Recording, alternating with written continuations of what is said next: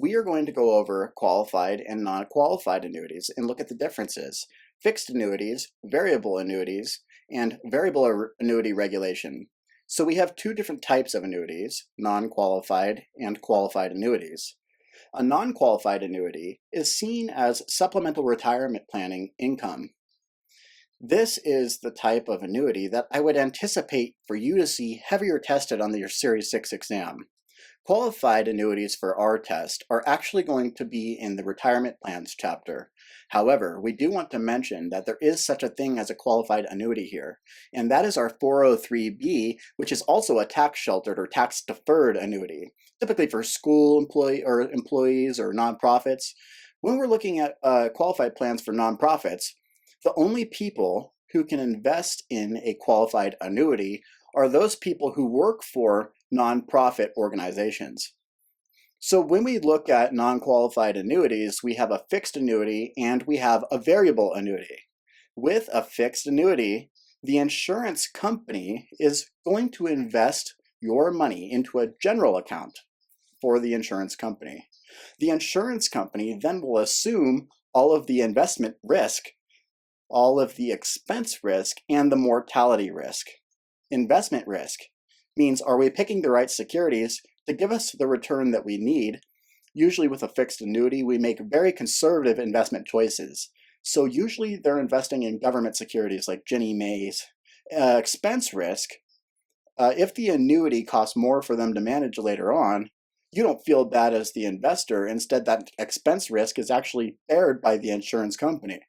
And mortality risk, what if you live longer than expected? You don't die as soon as they think you're going to. The analysts suspected, right? So again, that's bared by the insurance company. They have to keep paying you for the remaining of your life. Earnings in a fixed annuity will go tax deferred, and it's invested into the general account by the insurance company.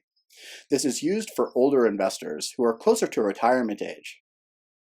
They say, well, they're less concerned with inflation because they invest in things like US government debt and agency debt, right? We're not going to see them stay up with inflation like with what we would with a stock or a stock portfolio. So let's talk about this variable annuity. So now the variable annuity is going to have the insurance company retaining that expense and mortality risk. Still, the earnings grow tax deferred, so we don't have to pay any taxes on our earnings until we take the money out during withdrawal. So the money is now invested into a separate account where the investor gets to pick different sub-accounts that works like many mutual funds. So this is for younger investors who can take some risk.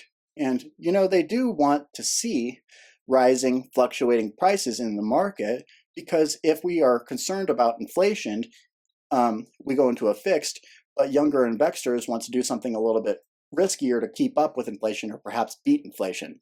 So this is used for younger investors who can actually carry some risk and have some risk tolerance. Whenever I think about a variable annuity, the thing that I always remember is that they need to keep up.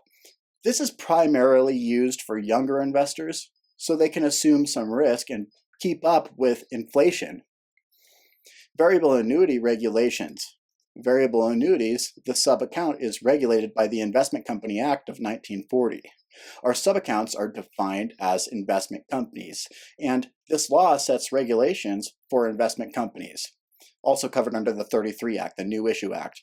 The 33 New Issue prospectus delivery requirements are underneath the Securities Act of 1933, our New Issue Act. And in order to offer a variable annuity to investors, we also need to have our Series 6 plus your insurance license for your state. Those variable annuity assets must be kept separate of that of the fund, that is why we call them sub-accounts. In this session, we talked about qualified and non-qualified annuities. We did an overview of fixed annuities, and we did an overview of variable annuities. We also spoke about variable annuity regulation, covered under the 1940 and the 1933 New Issue Prospectus Act. That concludes our session. I'm Colin Kleck, and I will see you in our next video. Moving forward on our Series 6 Top-Off Exam playlists.